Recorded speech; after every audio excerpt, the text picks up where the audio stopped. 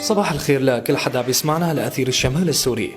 هالفيديو صورتين، على اليمين مدرسة مدمرة بجبل الزاوي دمر نظام الأسد، وعلى اليسار مدرسة بمعايير عالمية عمروها شباب الثورة وما فيها حنفية صفرة بدون مناويل. وهي أكبر دليل إنه نحن بدون الأسد رح نعيش ونتطور ونعمر هالبلد، وهي أكبر دليل إنه في بديل للأسد، وإنه سوريا ما عقيمة لتنجي بعاها يحكمها للأبد. سوريا ولادي بشباب وصبايا قادرين يعملوا شيء لو فضيت السما من الطيارات والأرض من الطغاة.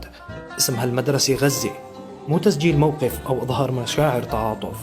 اسمها غزة لأنه نحن محروق قلبنا عليهم، لأنه يمكن الوحيدين بنعرف شو يعني ينقصف مدرسة، شو يعني يدمر مشفى فوق المرضى والمصابين. اسم صفوف بشهداء سوريا وغزة لأن القاتل واحد. العلم الفلسطيني مرفوع جنب علم الثورة لأنه كأحرار تعلمنا كتير من القضية الفلسطينية ولسه عم نتعلم. وهي المدرسة أصلا لما ينسى الجيل الجديد فلسطين ولا يعرف شو صار بسوريا. رح يجي يوم يضل هالمشهد سايد، عمار يا سوريا وعمار يا فلسطين.